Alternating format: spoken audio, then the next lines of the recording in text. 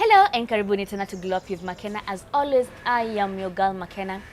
Remember, this is the place we give you the cream de la creams of this, not only in Kenya, internationally as well, yeah? And today, this guy is so funny. This guy is such a vibe. This guy is handsome. Tell them. But he's somebody's husband. Tell them. Lazima tu ningeharibu hapo. Lazima ningekutoa market. But yes, guys, you know him. If you remember him from, if you watched Nairobi Half-Life. Yes. And then there's the latest one, like that Bind. Hiyo ilikuwa kitambo pia. Na kuna hii latest, Morning After, walitucheza by the way. The guy who was playing nice with for your boy. Are you already guessing? Haya. Are you already? He has worked at Energy. Haya. Currently, he's hapa Homeboyz. Haya. Ebu, 5 seconds, guess. Mshasikia sauti actually kwa background, so I'm sure you've gotten him right. And drum rolls! It's your homie Charly Karume. What up? Glowing up with Makena. Ooh. So Makena, how you doing? I'm good, how are you? Niko salama. Hata ukaidemu kugota. Una kademu. Good morning. Nimekuambia ukaidemu lazima. So nisikuwe na gota. Nikifanywa hivi nafanya. Si ugote. Mbwegze. Ngumi ni mbwegze. What up? What do you think about Shenya Sai, by the way? Don't you even dare try lombotov. Mimi nakula lombotov.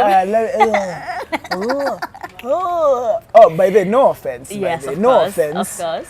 But nasikianga msema amesema lombo mbete nasikia nikaa simu yangu ishaenda. There are people who are trying to talk to you like that right now. Nishaisikia mtu akiongea hivyo. But here's the thing, I was told, si mtaani pekee, si ghetto pekee. Apparently, rich kids as well, wameanza lugha yao, but they add LG. Atikivenya hii ingine shembetengo naongeza mbete, ama mbiti, ama mboto. Sasa, ya cool kids ni LG. Like? So, instead of kusema nakulove, nasema nakulagaverve something, like LG, you just add LG. And I'm like, why? Why are we coming up with new vocabularies and a new language? Tuongeleshane to understand why you making it. Sema tunakupenda na ni sawa imeisha. Come on. Man, don't want to say I love you. Anyway, I'm super happy to be here. Thank you for having me. Thank you for turning up, man. You are kwa rosafi, by the way. Clean. But you're always energetic. Wait, do you drink? Let me first start. Not always, of course, always, but do you drink? I do partake. I'm a big fan of Smirnoff, by the way. I work with Smirnoff every now and again, so I do partake. Kidogo. Everything in moderation. Of course. Hii mzinga lazima ilale leo. I'm like, bro, kuna unakimbizana na nani? Why are you fighting? There's still tomorrow. Kunywa maji. Chase your drinks, you know, easy peasy mandizi. So yeah. So wait, hii energy yako unatoa ngapi by the way? As in, you're so bubbly, you're so energetic every single minute.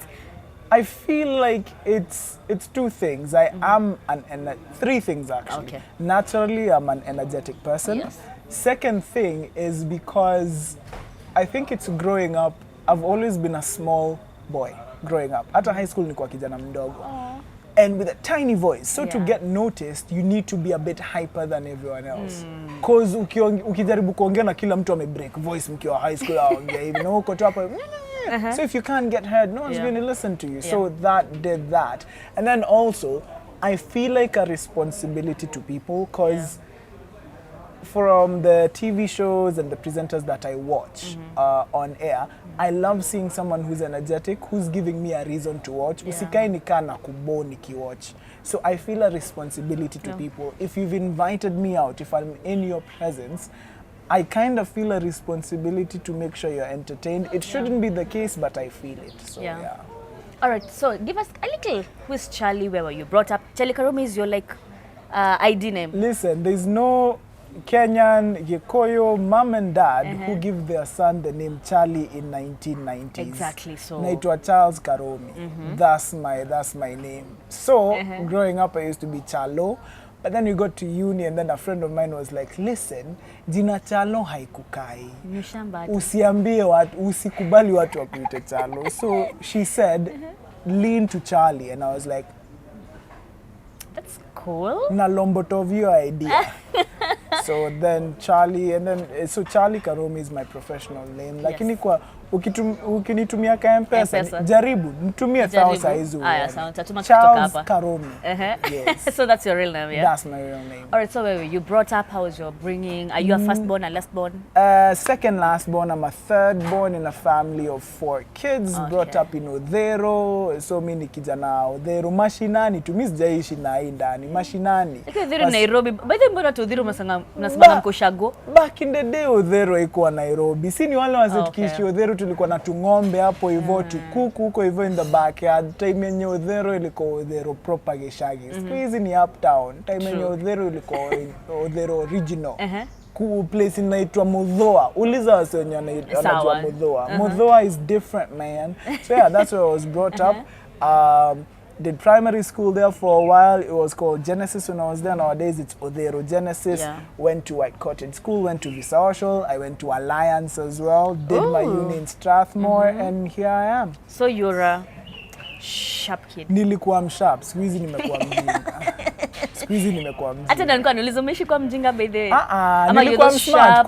Kuna ka period time yangu nilikuwa msharp. Time ya high school, primary school nilikuwa msharp, but siku hizi ujinga imetamba. Have you always been funny? I haven't. I've been funny looking, never not funny for a long time. So I don't know. I don't know. I don't think I've always been funny. I'm maybe low-key funny. Because I didn't have a lot of chances to perform and be myself maybe in primary school. In high school, because high school I joined the drama club, started feeling that out.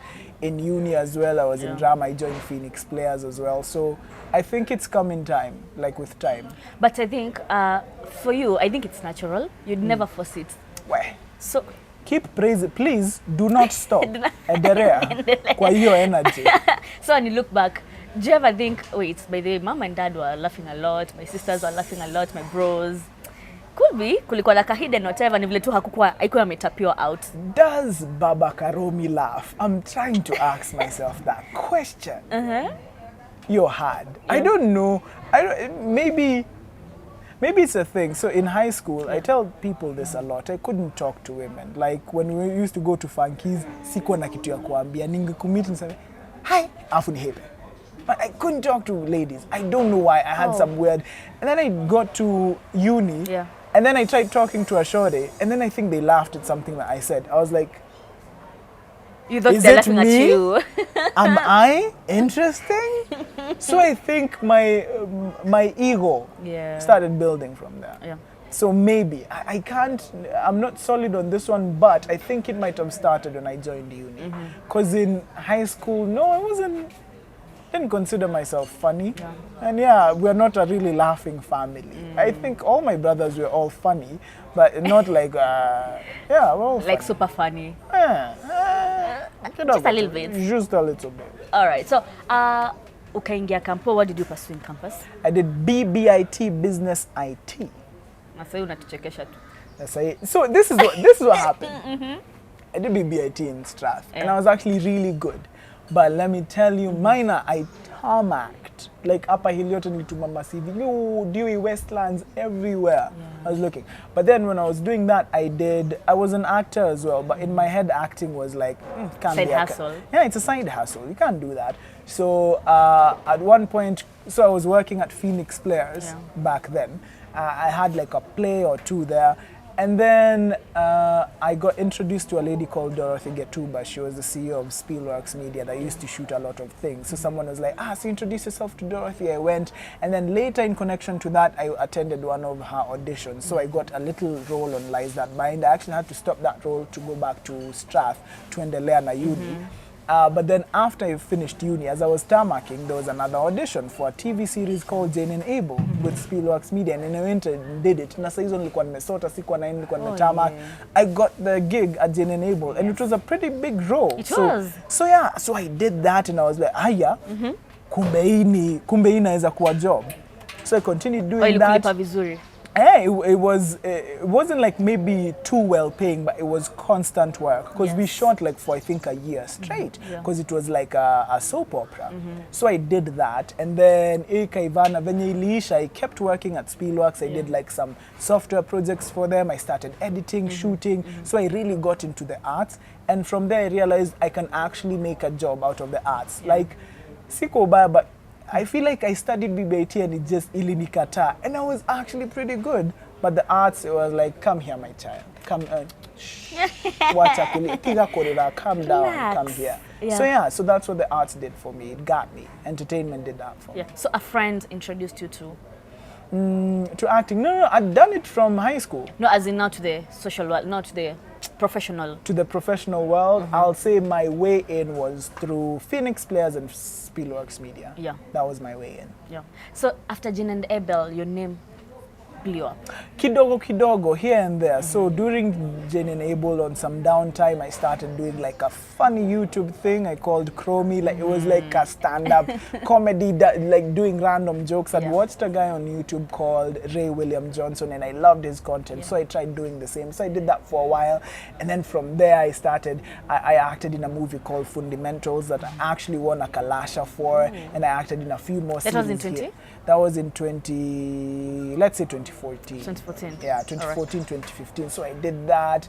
I did the Presenter Season 2 on KTN. I did TLC's Next Great Presenter. That was in South Africa, in Cape Town and Johannesburg. So I did all of that. I did Watu Wote, which went all the way till the Oscars. So it's been a nice ride. I can't really say chronologically, like kukuambia one year after another, it becomes difficult, but it's been a wild ride.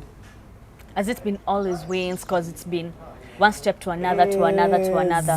Bro, kuna ka time flani 2015 hata karibu niulize mzae nirudi mtaani. Because this is what you're told as an actor. Because the work isn't that steady. Si ati ukilipwa 2 million this month, hiyo 2 million ya hiyo month. Nafaa kutumia tu ka 10k kwa maka 5k ingine weke savings nivo itumie pole pole, which is what I used to do. But there was a time I went like maybe a year, 8 months with no gigs. So I was just schooling my savings and I was getting worried. But then it picked back up again, and really going into TV presenting, because I worked a bit at K24 and I worked at, they do any work for NTV? No, K24 mostly. Arena? Yes, Arena 254. So doing that and then transitioning into radio as well, it really helped me in terms of, because radio and TV work is pretty steady, and it's the same, it's entertaining. It's what I do as an actor, but now to a live audience. So it was the same thing, but it was more steady, and nashukuru sana for that opportunity. Yeah. So how did you get yourself to Arena now? Tell us. Is it Arena through the 254, acting? so I was doing what happened in Arena. Arena 254, when I was doing TLC's Next Great Presenter, which was a competition in South Africa. So they did a call for like presenters from all over Africa. So I sent in my video. They were actually, at first they were telling me later that they weren't really meant to pick someone from Kenya, but they watched my tape and they were like, hey, these Kenyans have something. So it was me, 2 Nigerians, one lady from Zimbabwe, another one from Botswana, another one from that Kataini Lesotho, Sio Lesotho, Skiza, Sio Lesotho. Okay. And then a bunch of guys from South Africa. So we all went to, that time it was Cape Town. So it was like a training thing. So after that, I made it into the top 3. So from there, it was a matter of getting voted for, like who's the best to win TLC's Next Great Presenter. So when I was doing the media tour here, and companies here in Kenya were so amazing, I came and did an interview at KISS, I did an interview at Capital, everywhere. I also did an interview with Amina at K24. So when I was on Amina's show, her producer was watching, and I was explaining things, and the producer was like, kakijana, si kabaya, kanaongea poa. And then coincidentally, a few months after that,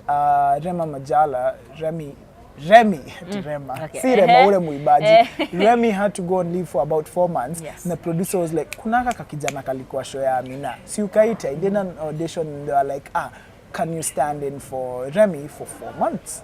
And I was like, yeah, sure. So I did the show for 4 months. And that's how now you...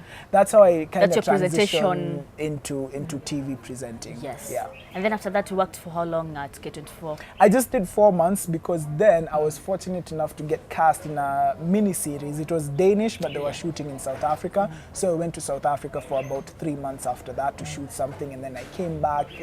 So I only worked there for 4 months, really. Yeah. And after the South Africa one, when did you now get to Energy? Because up on the South walikujua sasa proper. Energy, I got there in 2018, I believe.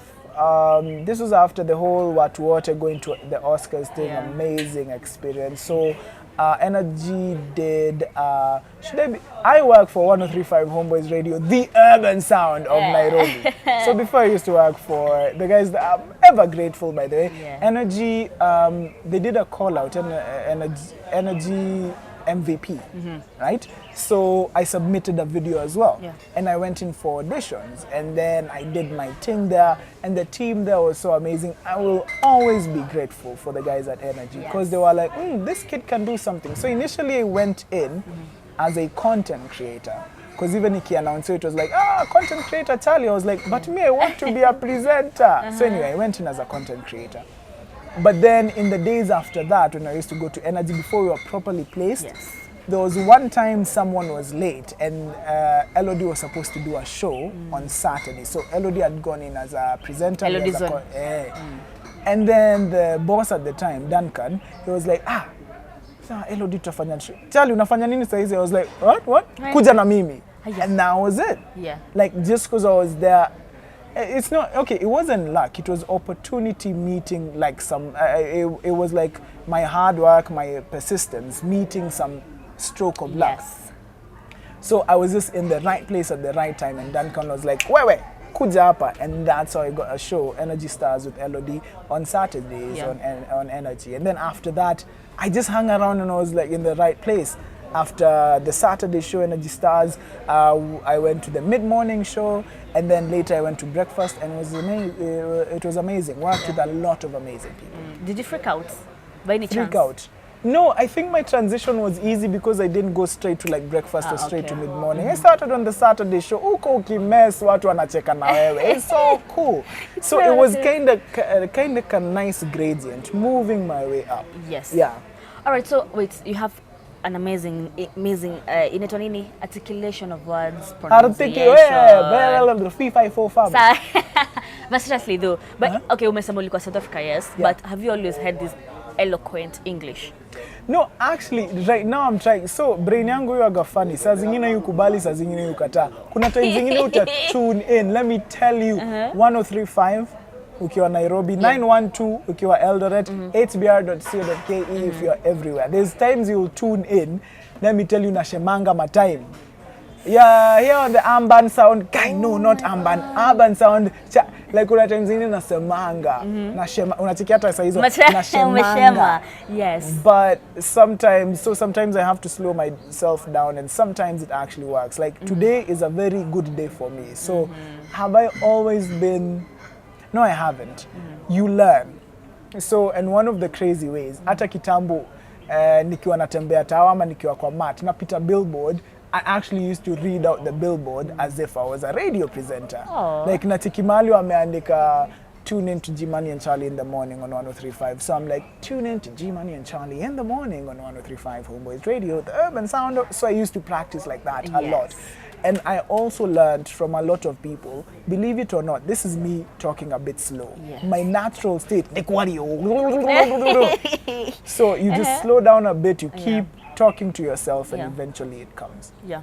So how did Goja Morning After Sasa? Let's talk about now. Oh, Morning After. The latest. That's the latest one, yeah? It's one of the there's latest another one. I haven't been on TV in a while, bruh. But kuna kakitu kengine kanaiva, kako editing saizi, wata kaibushe. Kana kuja wapi? Tupe clue. Where do you expect it? Netflix, Showmax, Citizen, NTV, Homeboyz? Is it Netflix? It might be Netflix, actually. Stay tuned. Watch this screen. The glow up. McKenna, watch this space. Tutakuja kuwaibia siri hapa Ndio hiyo sasa. So, wait, what was your question? My question was Morning After. Morning After. How did it come to be? Who approached you? Did you approach the producer? So the guys who did Morning After, they're amazing crew, Kibanda Pictures. We've been with them since way back, times of Phoenix days. It's Likarion, Brian, a bunch of us, Akina, Ingo. It's a bunch of us who've been working kutoka days of Phoenix players in the theater. Yes. So Brian, who's the writer and director, fun guy. Like one time he was being told, and it's actually based on a true story, he was going from one award show, he was in Europe, going I think from Denmark to where they are on a train. Beshte wakaambia, guy wacha niwaambie hii story nikiwa mtoi. Time moja nilileta kadem home, madhangu akakapata afu sijui nini. Akiambiwa hiyo story Brian akasema, listen, itakuwa short film. Beshte akasema uongo, itakuwa short film. And then as he was writing akasema, Charly hii ni role yake. So he wrote it with me in mind, kinda, because we were so close and we've worked together on numerous occasions. So that's how, si ati nilipigiwa, hata, let me tell you, hata ikuwa negotiation ati Charly utafanya hii role, alinipigia akaniambia, sikiza Buda na atucheki na saa 2 tupatane asubuhi na usinisumbue. Namwambia, but I have work. Akasema, shut up, I'm doing this thing. Yes. So that's the kind of relationship we have. And to build you up. Like It's so 13 minutes. It's a short film. So it's a short film. If I 30 minutes and let's enjoy you guys. Skiza, wait, what's the audience of your? Is your audience mature? Are they adults? Ama ni tutoto? No, ni adults. Ni adults. Yes. Sasa zingine quickie. Quickie muhimu at some point. If Mom, you know, you know. I don't use bad influence. But no, a short film, like a short. Short and sweet. Kama ngoma ya Sauti Sol. Oh, but my question is, wait, I have a question by the way. If you act as an actor, mnakuanga na contract here, of course when it goes to Netflix, na you blow up, definitely they'll get more income. Yeah. So are you paid per the money acquired So, for the place it's taken? Ama ile pesa mme agree, ata ikienda beyond that, you won't get some more. So this project, there are different kinds of projects as an actor. So kuna zile properly commercial, unapatiwa, hii ndio contract yako, tunakulipa hii. In case we resell it anywhere, usituongeleshe. When we did Morning After, it was a project with friends. We were all friends. So we're given a small stipend and we signed a contract. We're like, yo, penye itaenda iende award shows. But here's the thing, because it was such a family thing, and I'm not sure if I should be saying this. When it made it on Netflix, yo, we all got a little something. We all got, it's not a lot. Listen, by the way, watu wenye usianze hapa kuniambia Charly wewe ni billionaire. Me, by the way, and this is another funny story. I don't drive like a big car. Mimi niko na zile gari unaendanga kwa gate ya mtu unauliza, excuse, una drop. Okay. But okay, anyway, back to Futsubishi. But back to Morning After. It depends on the kind of contract, because there were between friends, and ideally we, because you've signed a contract that basically says, because mwenye anatengeneza your film, sometimes you have to think it from the perspective of the producer. Kuna mtu amesema, listen, hii mita ama hii 500k sitaifanyia kitu, natengeneza filamu. So natikinika biashara, kama mse mwenye amefungua hii biashara, right? Akisema hapa hivi ataweka mita, alafu from it blow up itengeneza 10 million. Sasa utaanza kumwambia hiyo pesa si yangu, si mimi nimekupatia salo yako na nini. Think about it, because yeye mse anachukua risk. Angeweka hiyo mita ikunywe maji, ungemsaidia? Hautamsaidia wewe. So akiprosper, if he wants he can give you a cut fee. But yeah, Morning After was a family thing. We're all a big family, Kibanda Pictures, so it was nice. Yeah, and when did you first work with Foy, by the way? Your chemistry is flawless on that movie. Foy is my nigga. Foy is my nigga. When did I first meet Foy? I first met Foy, we were doing like some things for Canon. I think it was a Canon event, maybe like in 2019 or something. Foy is she's such a dope person. I think that might have been the first time we worked with her, like in an official capacity, but we've been friends. We had her on the show when we were doing it with LOD. Like, she's just dope people. Yeah. Sasa, swali yangu ni, if you have watched Morning After, you definitely know why I'm about to ask this question. How is wifey taking it? Because, guys, as you can see, he has a ring on his finger, please. She liked it, so she put a ring on it. Ooh. So, yes. How does she... Because number one, you're a crazy one. Number two, you're in the acting scene. Like if it's kissing for real. Yeah. Hakuna ati ni editing za kissing, you know. How does she take it? So here's the thing. a lot of people approach this differently. Now, Mr. Kwambia, if you're a type of actor, this is how you do, this is how you do. Me, I'm not your mother. Kwani, I'll tell you what to do. Of course not. But here's the thing. The kind of relationship I have is mutual understanding and considering how someone else feels. If I was in the shoes of my wife and my partner ni mtu wako kwa filamu na muona hapo hivyo kwa TV na mtu mwingine ingeniuma, but I know that's the job. So here's the thing, let's say today you offer me a role, you go like, yo Charlie tunakulipa hivi, lazima uko na scene hapo hivyo na Makena. Here's the thing, if it's a good script, if I like the content and if I support it, I'll say yes. Yeah. But of course I have to consider mtu mwenye niko na yeye. So I will actually go to my wife, we'll sit down with her. So my script, nimshow kuna hii script, ebu aipitie, funimwambia yo kuna hii scene. Are you comfortable? Because she knows it's a job, she'll go like, yeah, I'm comfortable, ni sawa, go do it. Because it's mutual respect. Si ati unasema tu, mimi ni actor, hawezi niambia nisifanye hivi, hawezi niambia. Because a lot of, some people are like that. Kuna watu na kunazo beba amekataa ufanya collect. Hey, kunazo, this one. No, kuna zenye amesema fanya lakini ujue sita watch. No, because she understands the job. Yes. But kuna zenye ameniambia endo kafanya hii ujinga, but ujue sita watch. I'm like sawa. Yeah. Got you. But bado ana watch. Yeah. She's your number one fan too. How did you guys meet? In the streets. So we were fighting, eh? It's in the streets. In the fight. And mlikuwa kwa streets nyote, so yes. No, it's funny because maybe keep vitu zingine kwa bedroom, but this is a funny story of how we didn't meet. So she was at Strathmore as well. Yeah. I think 2 years behind the time I was there, but we never met when we were at Strathmore. Yeah. And where Strathmore uni students usually have an end of year dinner. Mkimaliza 4th year. Yeah. I was the MC at their end of year dinner. My wife had no idea who the hell I was. When we first met, she was even telling me, alikuwa akiambia beshte yake, kuna kijana ananikatia, unamjua? Beshte yake alikuwa, "Kai, si ni Charly Karume." Nani hiyo? Who is this? Ouch. Nani? Mimi namsikia leo, hebu niambie. And I was actually the MC at the dinner. She had no idea who the hell I was.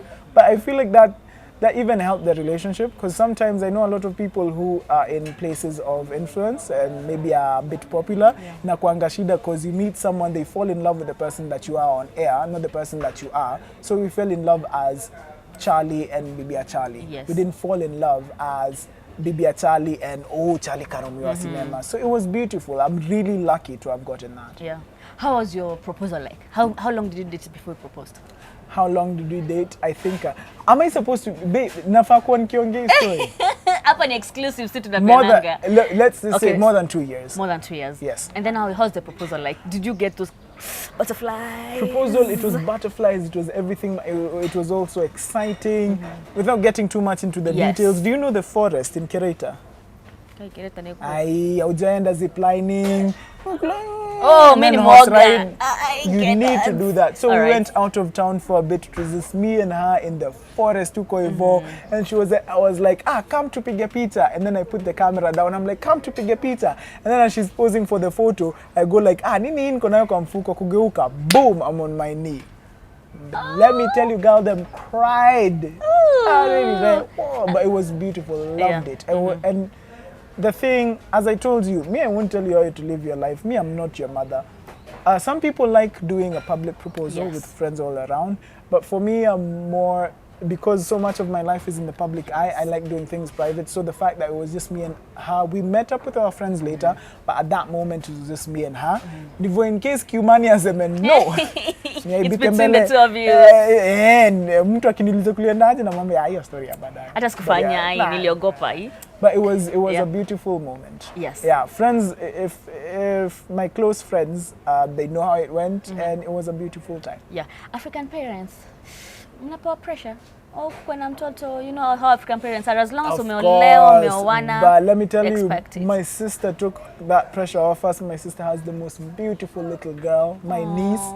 Big shout out to her. I know you'll be watching this in like 20 years. Your uncle loves you, by the way. She was representing. So she took some of the pressure off her. And at least now kuna mtoto kwa Kuna mjukuu already. Kuna mjukuu already. So of course you have to enjoy yourself first. Vitu baadaye hakuna rush. Let's take trips, you know. They say, let me quote Chris Rock. Chris Rock alisema relationships and marriages, they're supposed to be about two things, coming and going. Yes. Going on trips together, hiyo ingine jijazie. Coming and going. Where jijazie, listen, If you know, you know. Oh, Charlie. You're out of the gutter. That's all I'm doing with my wife, baby. That's all I'm doing with my wife. But yeah, we're having a good time.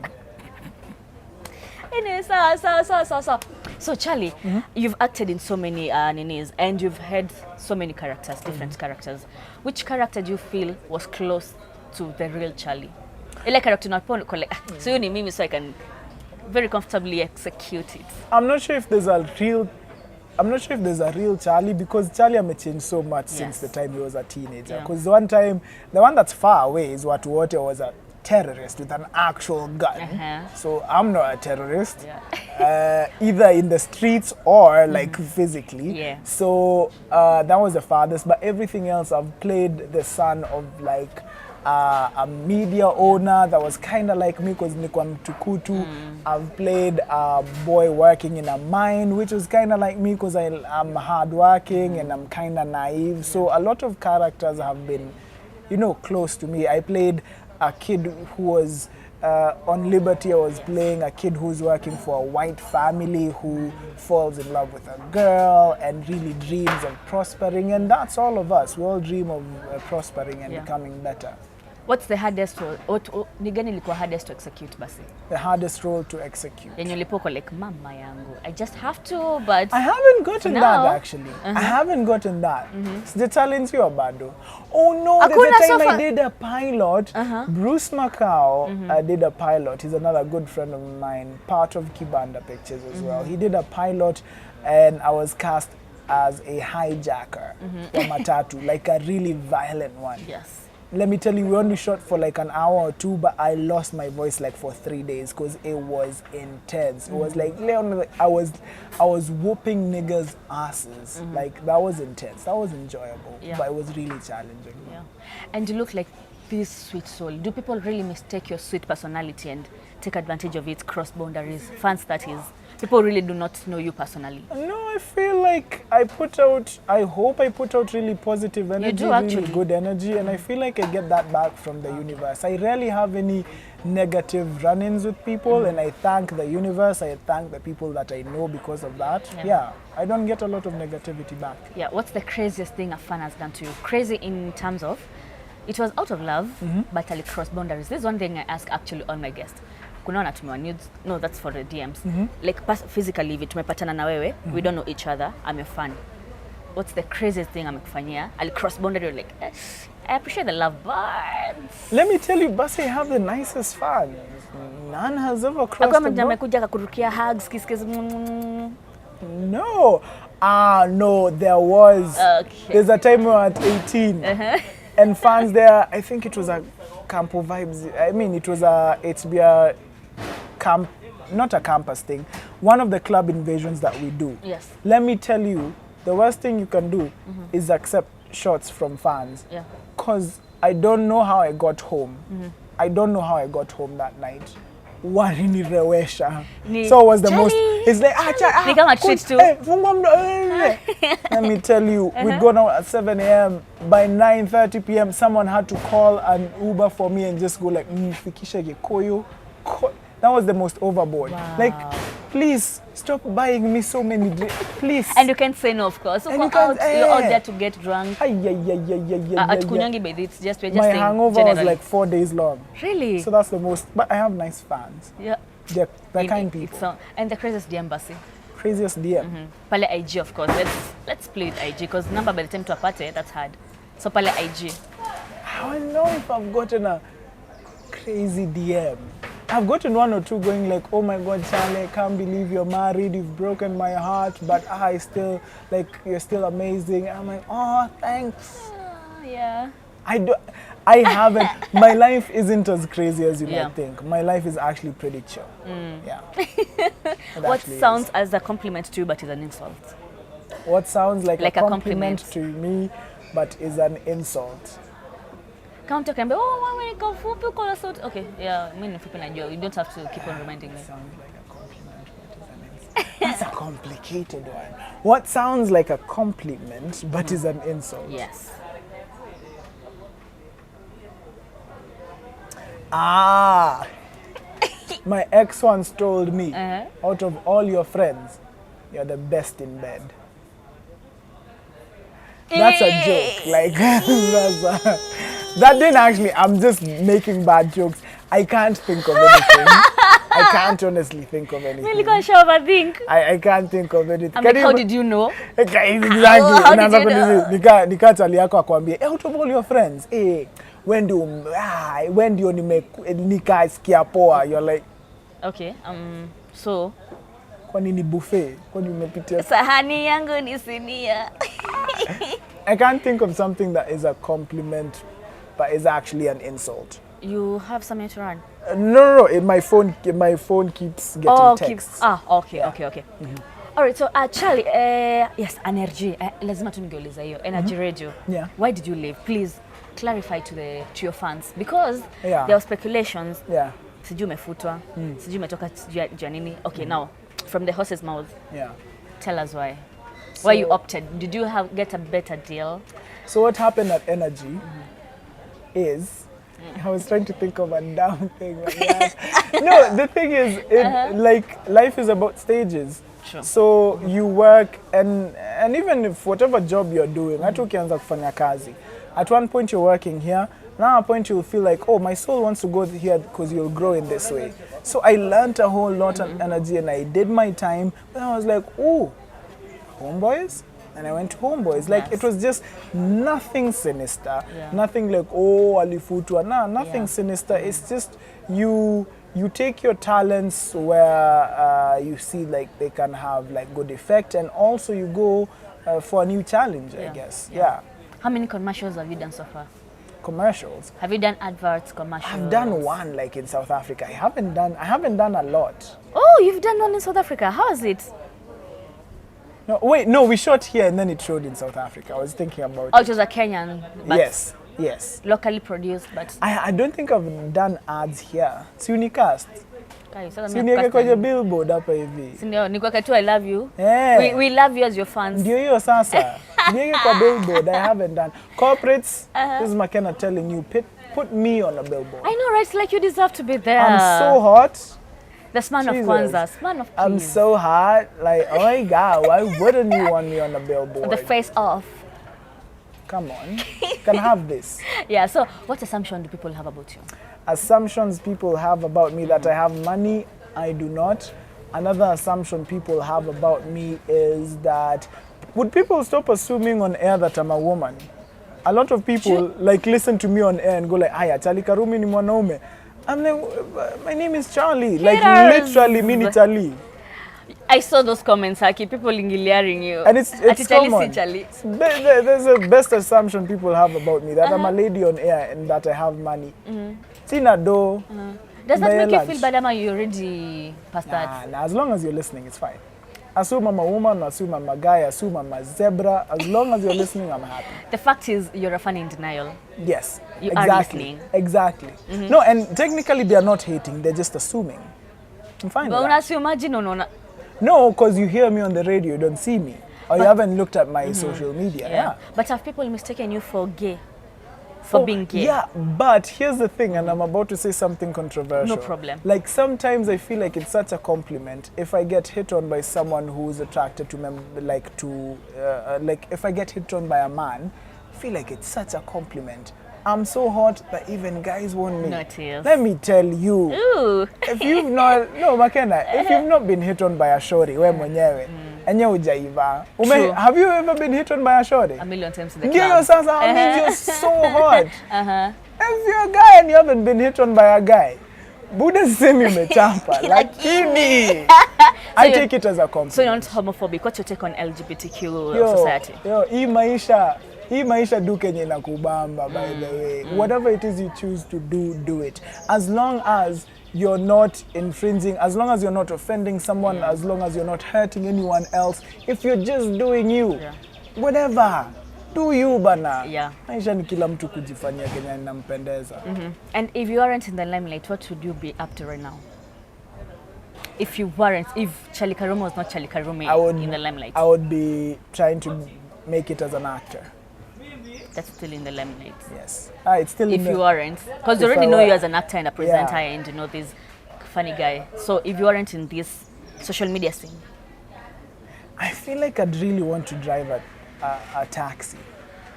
Like a taxi driver? Yeah, because I feel like people have so many stories that they share with taxi drivers. Yes. And I'd want to know some of those. So yeah, I'd be a taxi driver. So would you ever date a fan if you weren't married? Let me just ask that. Because you're ushaji contradict pale, so let me hear your answer. So would I ever date a fan? Yes. Ama if your babe, if your wife right now came to you as a fan, would you ever consider? I'd feel like I was playing the game on easy, because the thing is, you want to earn someone's love and respect. Yes. Not just get it like that. Yeah. So it would be difficult. I'd feel like I'm taking advantage. Yeah. You go like, oh my God, nah, I want to earn your love. Yeah. Ushazoea kuwa celeb. Do you get used to it? Naweza tembea hapa hivi na hakuna mtu atanijua. Mimi si celeb. Mimi si celeb. Hey. But ushazoea though. Are you already used to that lifestyle? Because that's like a whole lot of lifestyle. A lot changes, you get to... Yeah, but it's fun. As I told you, the people who know me, the people who are fans, they're really... I love interacting with them and I love hanging out with them. Yeah. What's that one thing Charly Karume does behind the scenes? Yenye tujui. Ama hiyo kitu moja unafanyanga uko kwa bedroom or something in the house that you can't do mbele yetu. I can do it mbele yenyu. Mi ucheza futa 5-a-side. Kila Friday nachezanga na mabeshte wangu. I suck at football, but I do it. Yeah. Ati suck at football. Ata una football team by their favorite one? I don't have a favorite football team, but things I do behind the... I don't know. Just play football and play Call of Duty on my phone. Yeah. What's your net worth? Ama, what's the most amount of money? Because you've worked with international people, so meaning you've also worked with dollar, whatever currency. So what's the most amount of money umepokea at once? Whether from a gig, ama from radio. What's the most amount check lipo if you're like, wah mama yangu, baby. Na niliza swali tricky, juu nikisema nishaipata 2 million, watu watajua kina do ikio. Kitu do. Nikisema ilikuwa 20k, mtu atasema hata nikimuita for work nitamlipa tu 20k. No, as in advance, si lazima ikuwe employment or something. I can't. Because you're one who does gigs and all that, so. I can't remember actually. You're playing safe. I actually can't remember. Yeah. I've never... Ndivyo watu wakinikujia na kazi wakuja na pesa mingi. I've been paid 10 million Kenya shillings. Hivi at once. That's an actual lie. But if you're going to publish anything, use that one. Use that one, eh? 10 million. 10 million. Fanya ka intro and then, but then, ukat to mean kisema ni jokes, msikuja kuniibia. Si jokes. Ni serious, very serious. Okay. So, you've acted in so many scenes, you're in this industry. So, I had one really important question. What makes you guys rate a movie or a film as high-end production and low-end? Because I asked somebody one time, I asked Malik Lemi, a good friend of mine, what, according to him, what does he rate it? And I got a very different answer from what I expected. So as an actor who is in the film industry already, what do you term as, high-end? Because aliniambia unaweza pata high-end zingine. Okay, first give me your answer, and then I'll see whether I'm in that space as well. Okay. Also, I have a thing in like, it actually started at 11, nikasahau. So your question once again, high-end, what makes you rate a movie or a film more than Kenya Mama Ju as a high-end production and low-end production? Is it the cast, the number of people in it? Is it the production, actually, the equipment? It's a lot of things that you know what kind of production you're messing with. The first thing, angalia camera. The camera itakwambia a lot of things. Yes. If your main camera is like a big Arri Alexa, you're like, hey, mwina bia woko. And then your fellow cast members as well. So if I'm on a project and then I look over, I'm like, hey, is that Raymondo Fuller? Hey, is that Mombi Minor? Is that For One Boy? I know I'm in the right place. So I feel for me, the two most obvious ones, angalia Menges, afu angalia your cast members. That's what I would do. That's what you'll do. Any regrets so far? Any regrets? No. No regrets. Yeah. Do I have regrets? I don't think I do. Yeah. If I do, maybe I'll cry about them at night. Saizi haziko kwa akili. Any regrets? No. What's your favorite genre of movies? Or Genre of movie, series? sci-fi. Let me tell you, ukiniekea movie about going to outer space. Have you watched Interstellar? No. Yani any movie about outer space. I dream of seeing aliens. Like, like kimtu tu kikuja kiniambia, yo, I'm from Pluto. I'm like, my nigga, what up? Bump it.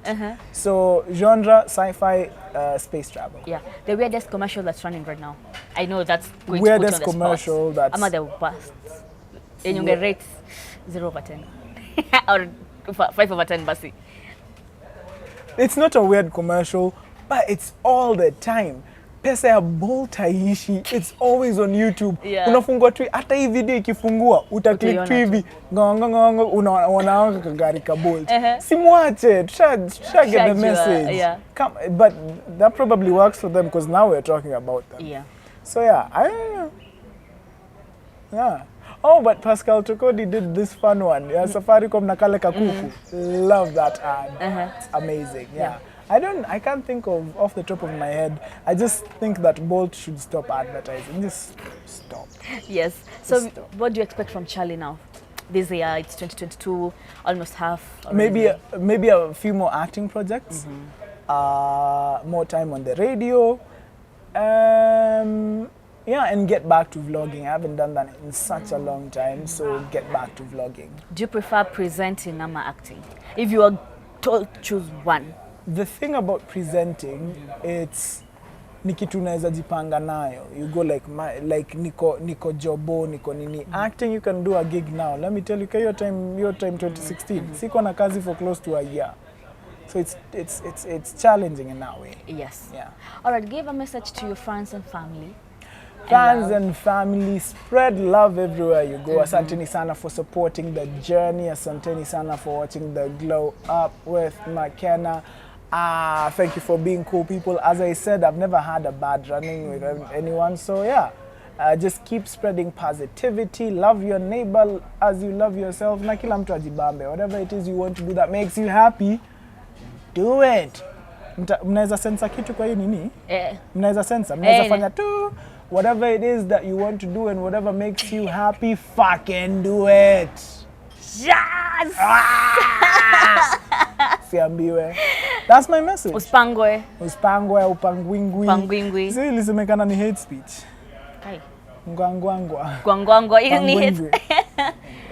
Aya, sawa basi. Thank you so much for gracing our set, Charly. Hey! Wait, you never use that name in public, do you? What? Your first name. What's your first name? Grace. Do you ever use it in public? People guess because it's KESHGRACY on my Instagram, so Grace. But McKenna is the common one. Jumesema, thank you for gracing my channel. I'm like, thank you, Grace. Thank you for gracing my channel. Jamani, umezini. You're smart. Those dad jokes. Well, by the way, tumemaliza hii kitu. Guys, me have had so much fun doing this actually. Nijata alikuwa na haraka. Na director wangu pale ananiambia I think up the whole day. This guy is such a vibe. But yes, guys, thank you so much for gracing. Yeah, hata nyinyi grace by watching. Hata nyinyi grace by watching. Thank you so much for watching this amazing episode, you guys. Remember to share, subscribe, comment, interact with us, and the conversation does not end here. Kimeni pale on my Instagram, KESHGRACY. Tell me, what do you want to see next? What more questions will I have asked? Charly, actually memuuliza zingine nilikuwa nimekuweka kwa IG hata ukinipost. Waone. But yes. Sorry. Yeah, that was personal. But yes, guys. Thank you so much to my boys, REACE Entertainment Gang, and kama kawaida, thank you so much to BAVARIA Gardens. This is where we shoot our episodes from, some of them, and this place is amazing. Iko na outdoor, iko na indoor. You can come and drink, you can come and eat. Their foods are very affordable. They're located at Karuna Close, hapa Westlands. Sawa dau. Until next time, nawapenda sana, your girl McKenna. Glow Up with McKenna is the place to be. We bring you the creme de la cremes. Ciao. It's the Glow Up with McKenna. Avika, thank you, and Manu.